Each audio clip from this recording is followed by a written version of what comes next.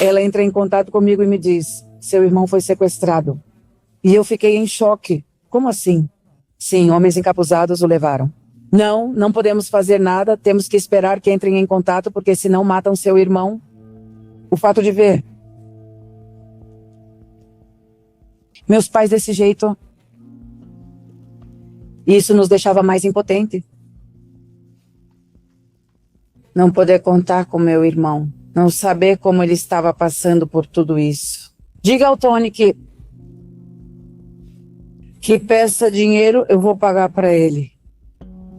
Estou ficando sem tempo, porque sim, estou muito agradecida a vocês por nos darem a oportunidade de expressar nossos sentimentos. Porque as autoridades não fazem isso. Para as autoridades é só mais um caso. Para mim, é o meu irmão. Por quê? Porque as autoridades são muito corruptas. Porque não deixavam que a informação fluísse como deveria ser. Eles dificultavam muito. E eu estava diariamente há anos na procuradoria. Recebemos ligações todos os dias e isso faz parte de nós. Sempre temos a preocupação de que uma dessas ligações traga uma notícia que mude completamente o nosso dia a dia. Então, hoje temos o caso de Arnoldo Cantuzains, que foi privado de liberdade por um grupo desconhecido, junto com outras pessoas no ano de 2010. Sua irmã, Maria Antônia Tonita Cantuzains, nos conta como, a partir de uma ligação telefônica, sua vida e a de seus entes queridos mudou radicalmente. Ao se deparar com um sequestro que exigia uma quantia imensa de dinheiro pela vida do seu irmão. Entre lágrimas, ela narra neste vídeo o tormentoso minuto a minuto que viveram. Fazer o impossível para recuperar seu irmão com vida, pois sabiam que nesse tipo de situação, cada minuto contava. Meu nome é Maria Antônia Cantuzains, sou irmã de Arnoldo Cantuzains. Meu irmão está desaparecido desde 16 de julho de 2010. Nós temos uma relação muito boa. Ele se dedicava principalmente, quando era solteiro, trabalhou muito tempo em uma corretora de valores, depois mudou para outra corretora. Ele teve uma renda muito boa, por quê? Porque ele captava bancos e os bancos, bem, deixavam para ele comissões muito boas. Depois ele começou com um lote de carros. Meu irmão era muito trabalhador, muito organizado, um excelente administrador, vendia seus carros seminovos e depois, com o tempo, ele compra ecotáxis. Quando os ecos começaram a funcionar aqui em Monterrey, ele foi adquirindo propriedades aos poucos porque comprava em leilão. Ele conseguiu juntar uma boa quantidade de casas e era disso que ele vivia. Tínhamos uma relação muito próxima desde pequenos, ele e eu, pois compartilhávamos o nosso dia a dia. Normalmente conversávamos todos os dias, mesmo depois que ele se casou, e nos dávamos bem. Quando aconteceu o sequestro, ele estava trabalhando na colônia Pablo A. de la Garza, onde tinha o escritório dos táxis. Segundo minha cunhada, que me avisou por volta das 7 horas do dia 16 de julho, mais ou menos às 7 da noite. Como somos comadres, ela me disse: comadre, onde você está?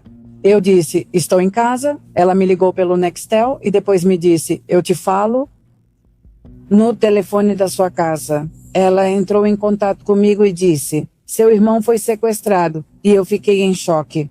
Como assim? Sim, uns homens encapuzados levaram ele, ou seja, meu irmão, um motorista e uma pessoa que é arquiteta, que estava trabalhando justamente nessa casa em Pablo A. de la Garza.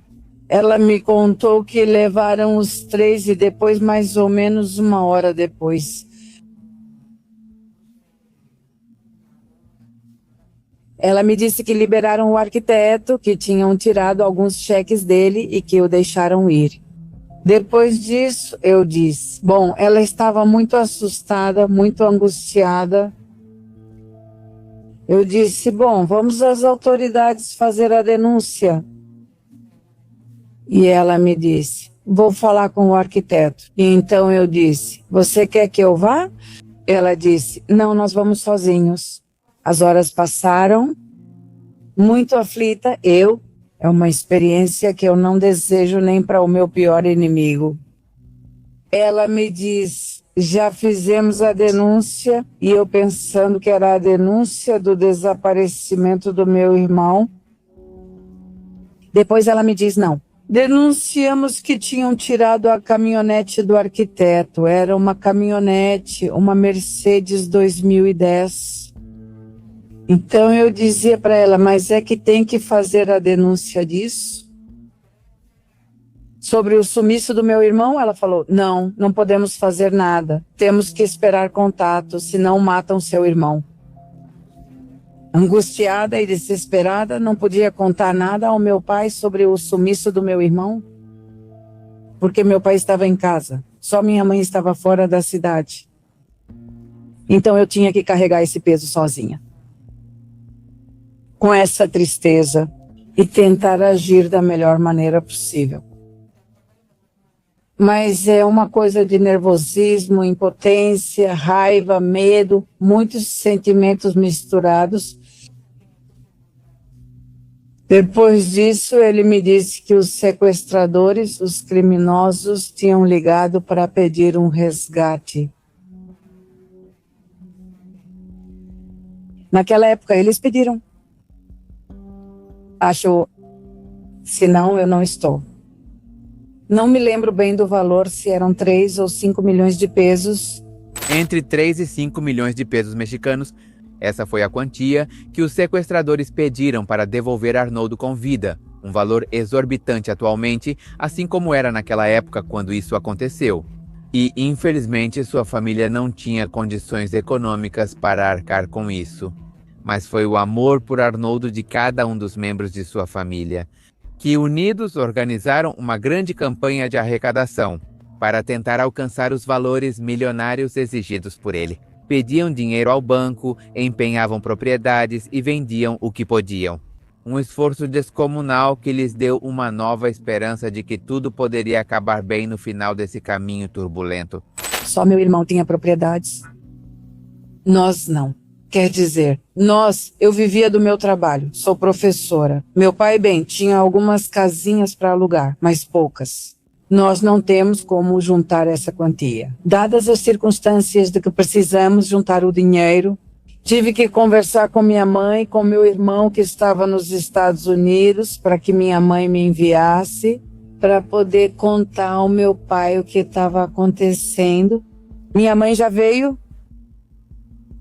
Contamos para o meu pai, minha mãe ouviu, os dois ficaram muito mal, mas temos que seguir em frente.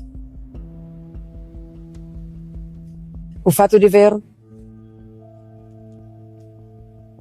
meus pais desse jeito, isso nos deixava ainda mais impotentes. Não poder contar com meu irmão, não saber como ele estava passando. Uma decisão muito difícil. No entanto, tive que ir para os Estados Unidos, porque lá eu tinha um dinheirinho guardado. Tenho meu irmão que está nos Estados Unidos, uma tia que ia nos ajudar, ia nos apoiar com dinheiro para o resgate dele. Eu disse para minha cunhada, porque meu irmão também tinha dinheiro nos Estados Unidos, vamos para McAllen pegar o dinheiro. Ela me disse, não, eu não posso ir sacar o dinheiro. Eu disse, precisamos juntar esse dinheiro porque senão vão matar meu irmão. A resposta dela foi, para mim, quem vai me matar são as dívidas. Eu disse, se meu irmão sair, a gente faz de tudo, não importa. No final, fui com a minha mãe. Só Deus sabia como eu estava dirigindo, porque eu não queria demonstrar tanta dor. Para que minha mãe não ficasse mal. Chegamos, nos atrasamos. O banco não pôde, não conseguimos sacar dinheiro, tivemos que esperar até outro dia. Eu sem dormir, nos deram um cheque, não me lembro do valor, porque eu tinha dinheiro em espécie do meu irmão, de uma tia, e uma quantia que eu mesma saquei. Voltamos para Monterrey, chegamos, eu disse, você já foi sacar dinheiro? Porque meu irmão também tinha dinheiro aqui, E ela dizia: não. Então, o que você está esperando? Temos que juntar o dinheiro. Eu via que ela não queria se mexer, não queria se desfazer das coisas. Tive que tirar as joias que meu irmão tinha, que eram bem grossas, para penhorar. Eu dizia para ela: temos que penhorar tudo. Eu quis penhorar minha casa. Me davam muito pouco. Eu tinha que entregar as escrituras e eu disse: não importa. O que queríamos era juntar dinheiro. Meu pai também tinha dinheiro. Juntamos 1 milhão com muito sacrifício. Quando juntamos o dinheiro, né, os caras pediram que levássemos sem dinheiro vivo. Minha cunhada chega na casa dos meus pais e eu digo: você vai sozinha? Quer que eu te acompanhe? Ela diz: você não pode ir. Se você for, eles matam seu irmão. Não podemos fazer nada. Eu disse: vou na frente, pois ela não sabia onde era. Eu disse que iria na frente mostrando o caminho, mas ela respondeu: não, eu vou sozinha.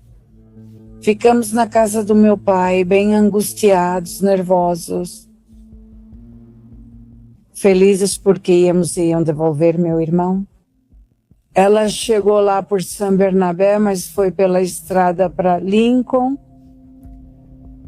E quando ela chegou em casa, deixou o dinheiro, mas não devolveram meu irmão.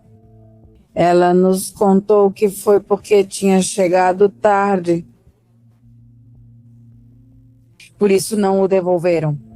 Após a primeira tentativa de recuperar Arnoldo, a família fez uma nova coleta adicional para poder recuperá-lo de uma vez por todas.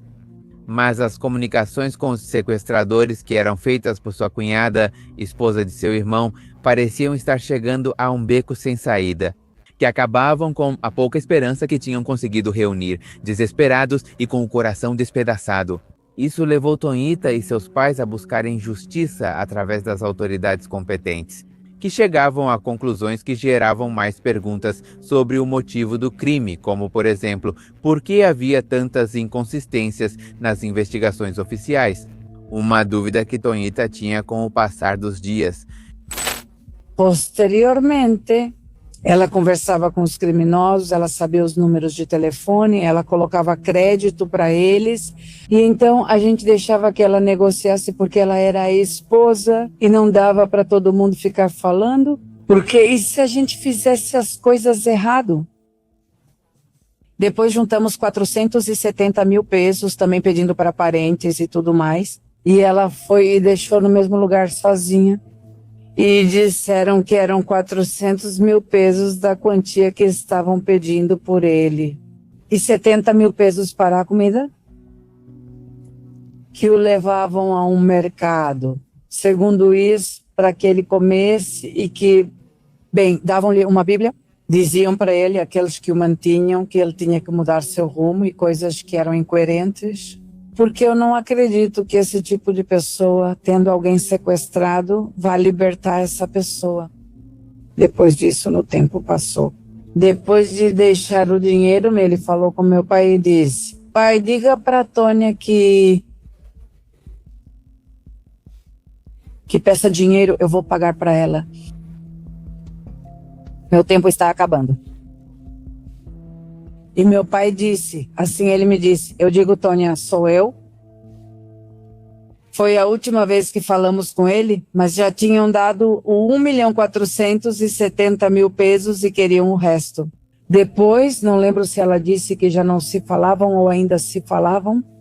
O tempo passa, fico desesperada e peço os telefones para falar com eles. Ela responde: não posso te dar. Por quê? Não posso te dar. Ok. Assim ficamos não sei quanto tempo seria. Muito assustados, muito angustiados. Já não tínhamos mais comunicação nem com ela, muito menos com os sequestradores. Até que eu tomei uma decisão e fui à procuradoria para fazer a denúncia.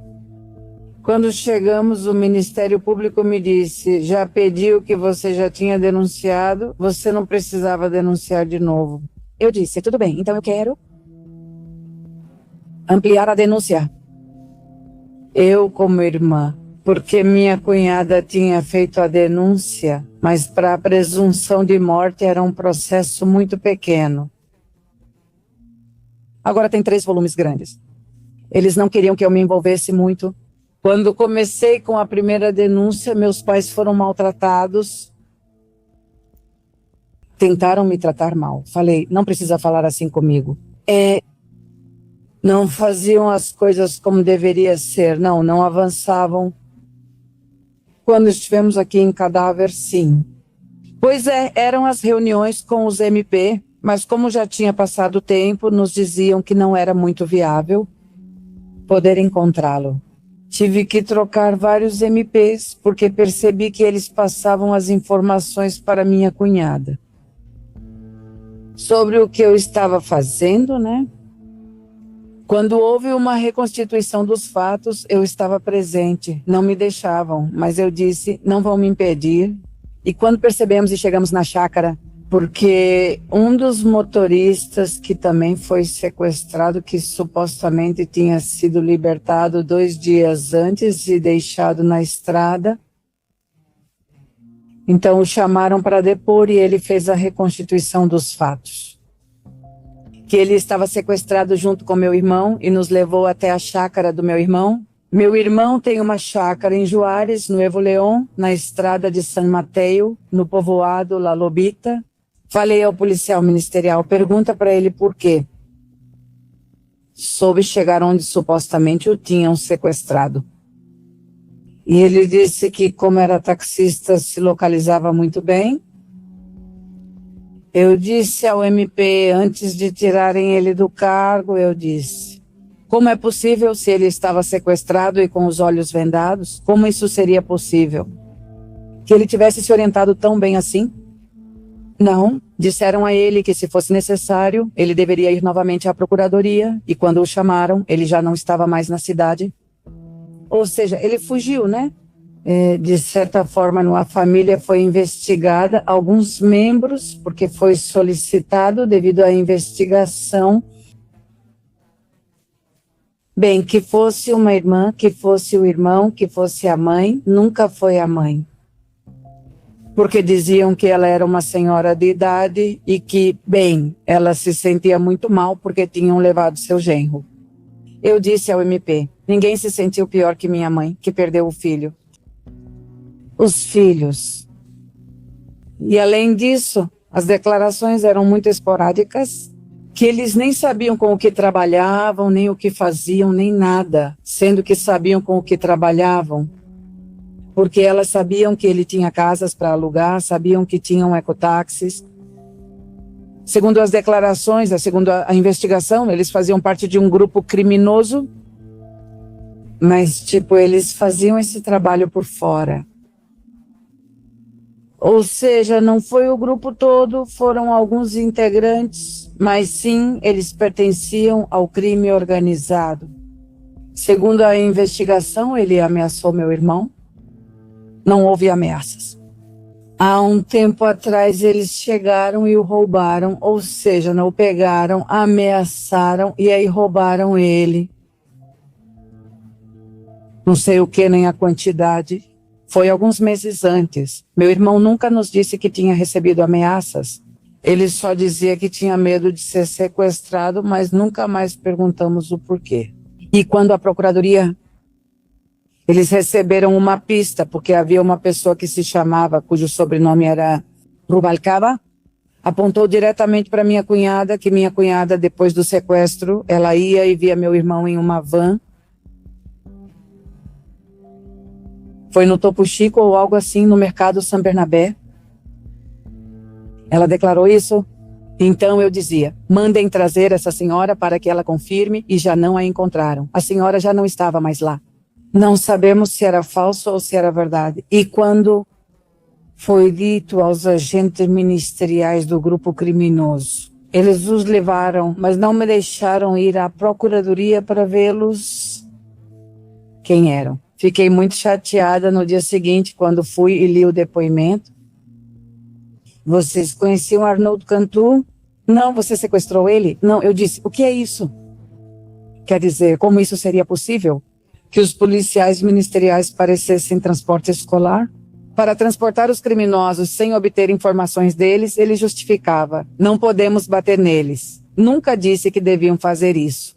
Se vocês conhecem o processo, basta com que leiam e perguntem de novo, e perguntem de novo. A verdade é uma só e a mentira tem várias versões. Se não estão, quando no meu Face eu publiquei esse pessoal, falavam comigo e era para pedir dinheiro. Extorsão, né? Óbvio, a procuradoria também tem todas as conversas, porque se acontecia alguma coisa, eu ia lá e avisava eles. Mas aí meio que não. A gente acaba criando um pouco mais de coragem. E você já sabe quem pode te extorquir? E quem pode te dizer a verdade?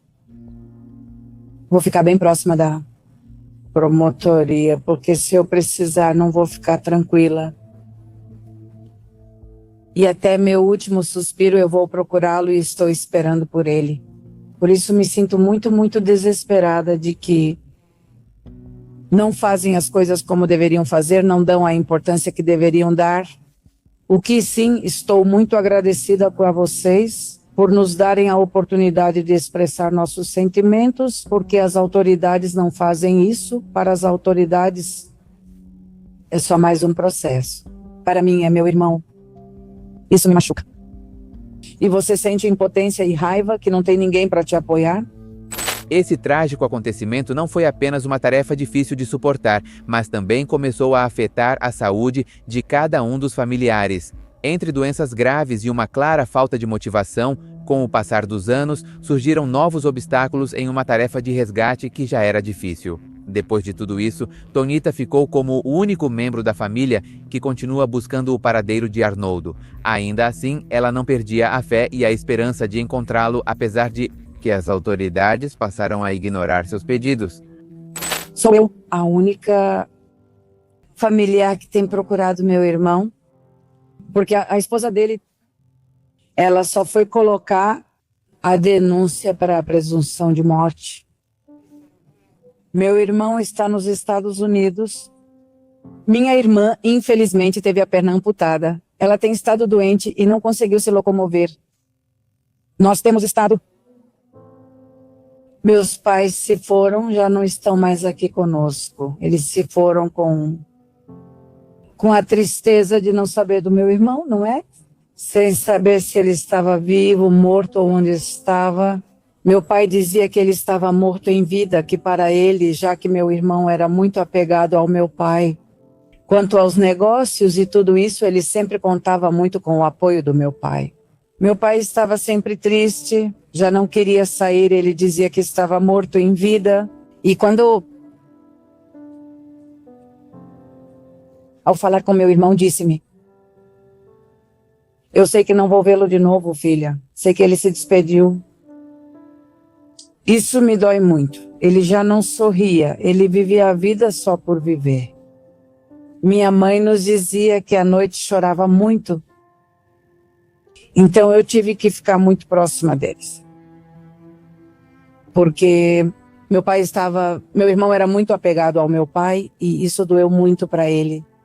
Como se eu tivesse vindo para substituir o lugar do meu irmão. Que isso é insubstituível, mas tornar a carga deles um pouquinho mais leve. Minha mãe teve Alzheimer, ou seja, o cérebro dela foi protegido, né? Da dor tão imensa que isso causou.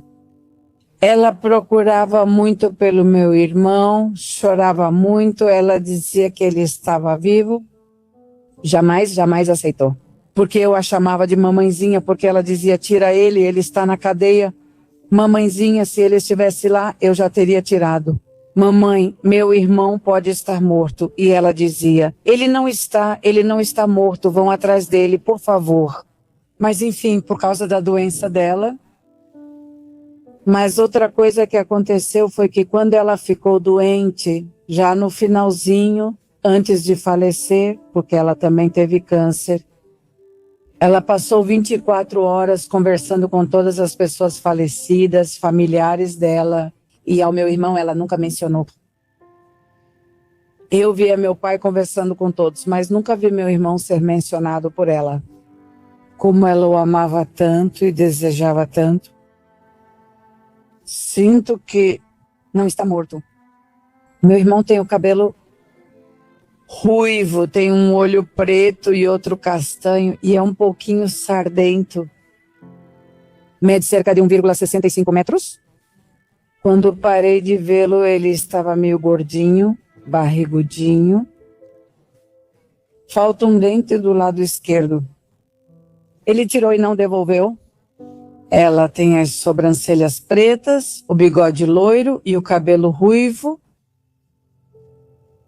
Essas são as características que posso dar.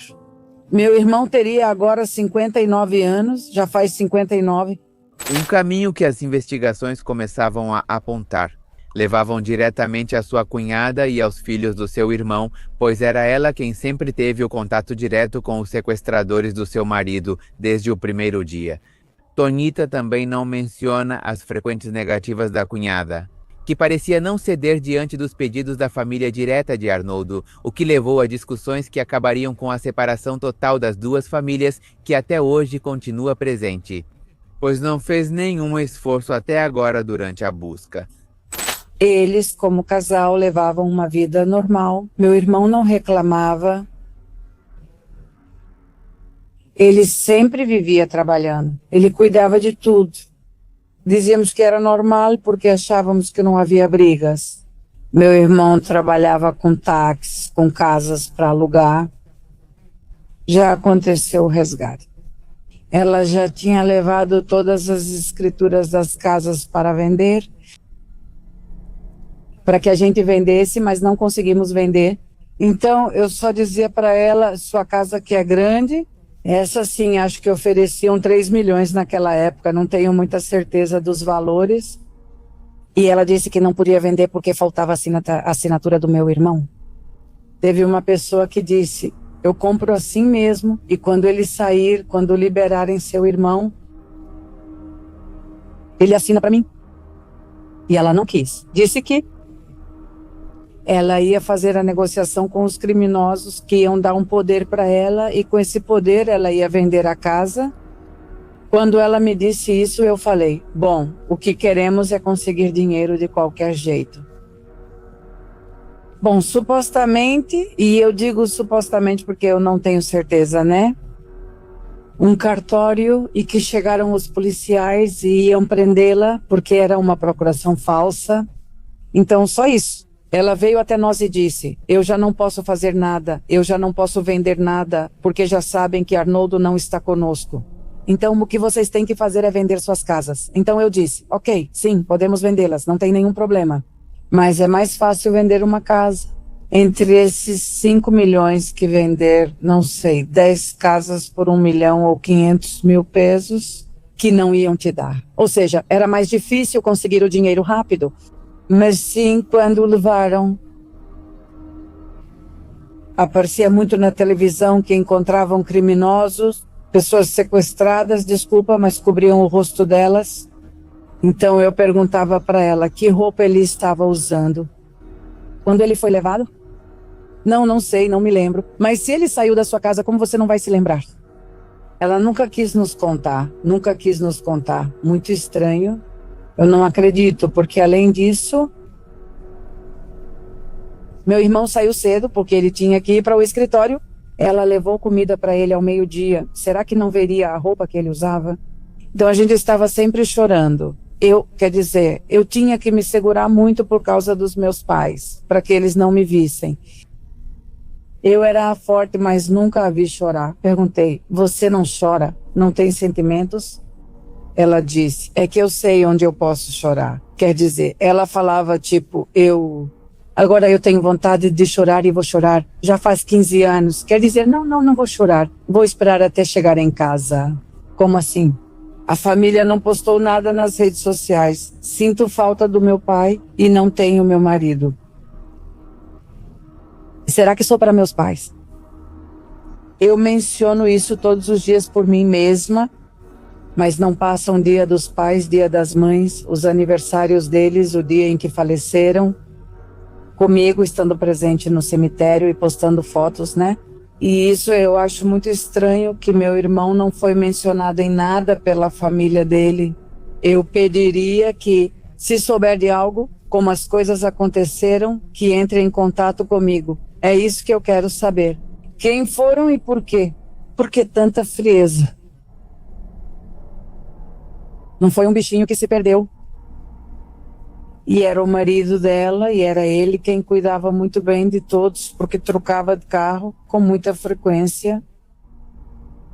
Eles tinham casa nos Estados Unidos, iam para lá, levavam todo mundo, gastavam e iam para todo lado. O rapaz, o filho dela, ia até a Inglaterra para shows de rock, como se fosse para não sentir uma perda. Eu desabei quando perdi meu pai, e foi por doença, e foi por tristeza, né? Foi vontade de Deus. Ele continuaria se não o tivessem levado? Acho que teria morrido com ele.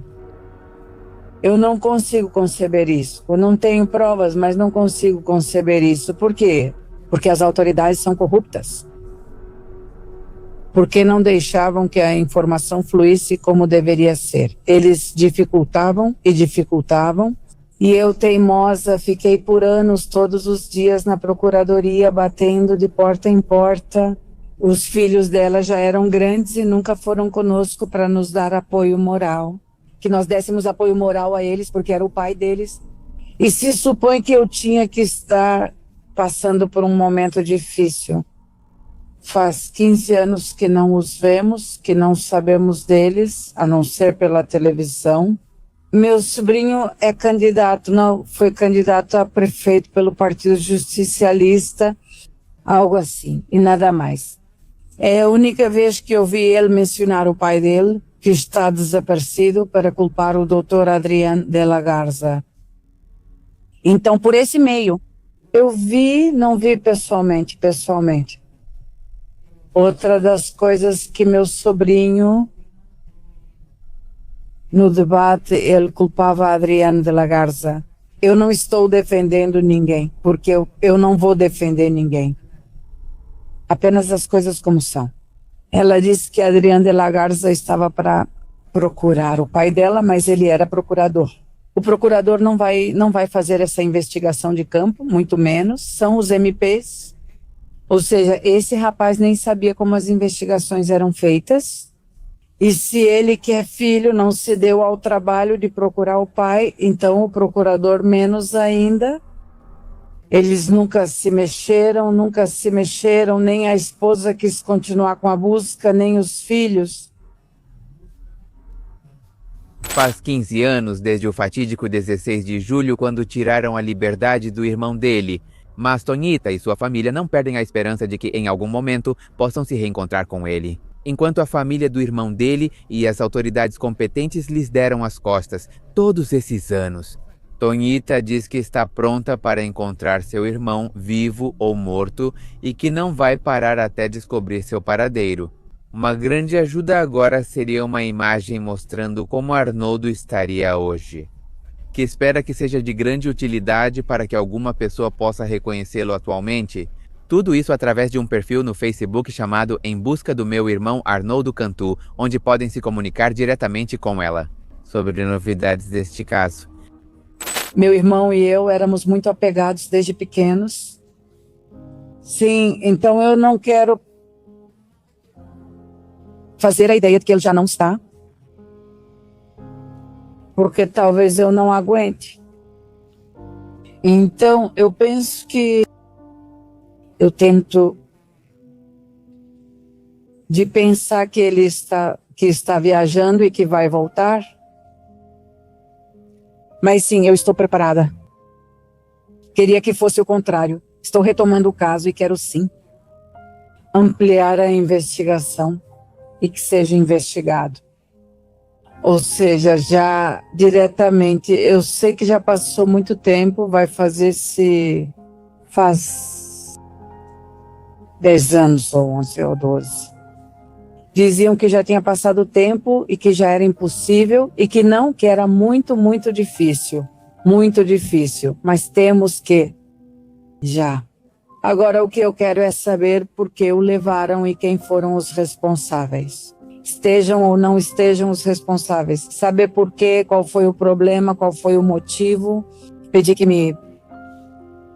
tirassem uma foto minha de como eu estou agora, atualmente. Porque eu tenho uma página. Se alguém souber de algo, pode entrar em contato comigo pela página. Em busca do meu irmão, Arnoldo Cantu, um laço que não se rompe. Para divulgá-la e também com a ajuda de vocês. Estou procurando de várias maneiras estar divulgando para que mais pessoas fiquem sabendo. Entrei no grupo do Caba. Na verdade, aqui temos... Vou continuar te procurando. Esse livro foi feito lá em Kabak. São as biografias de cada um dos integrantes das pessoas desaparecidas. Eu tive a oportunidade, além disso, de que fazíamos para cada um. Fazíamos missas, íamos à Basílica, fazíamos cartazes, por exemplo, todo o grupo ia. Primeiro fazíamos a missa e depois íamos à Basílica. Aqui está uma prova que eu tenho, onde pertenço ao grupo, onde estamos procurando por ele. Em outra ocasião, eu tive muitos cartazes a mais, mas esses são alguns poucos que eu posso mostrar para vocês. Ou seja, eu não estive passiva. Para mim seria encontrar meu irmão vivo ou morto, e eu quero justiça. Exijo justiça como cidadã. Tenho o direito de exigir justiça das autoridades e vou com tudo. Eu não vou parar, estou preparada. Estou preparada, se eu o encontrar vivo ou morto, é só isso. A vocês, muito obrigada, que Deus abençoe vocês e que continuem ajudando as pessoas, porque de verdade, uma perda é irreparável. E a gente sente que até a família te aponta. Porque quando começou o que perceberam o desaparecimento do meu irmão, parece que todos estão nos evitando. É assim mesmo, é assim que as pessoas são. Todas nós coincidimos no grupo do Kadak, que já te veem de uma maneira diferente. Acham que ele fazia coisas erradas, mas meu irmão não fazia. Posso garantir. Ele sempre foi muito trabalhador desde pequeno, mesmo sem precisar. Gostava de trabalhar e de ganhar o próprio dinheiro. Então, as pessoas meio que desconfiam, ficam com medo e aí depois até falam com você, mas já não é a mesma coisa. Você não me apoiou quando precisei ou não querem que você peça dinheiro para eles. Não sei, algo está passando pela cabeça, mas isso é de modo geral. Então, eu agradeço muito a vocês por nos darem apoio, a oportunidade de desabafar, que sabemos que vocês não vão fazer mau uso dessas gravações, que não vão extorquir, como já aconteceu conosco, porque já aconteceu comigo. Então, que Deus abençoe vocês, para que continuem ajudando mais pessoas e no que estiver ao meu alcance. Se alguém que está assistindo a este vídeo precisar de um apoio, uma ajuda, eu sempre estou aqui para apoiar as pessoas também. Se você chegou até este ponto do vídeo, seria de grande ajuda se você se inscrevesse. Falta pouco para chegarmos a 1 milhão de seguidores. E também se você quiser aparecer em um desses vídeos. Seja por ter sofrido injustiça, crime ou estar procurando seu irmão ou familiar, como hoje. Pode me escrever no e-mail@pepemistério.com.mx. No Facebook sou Pepe Mistério. No Instagram, Pepe Mistério Documentários ou Pepe Mistério MX. Obrigada.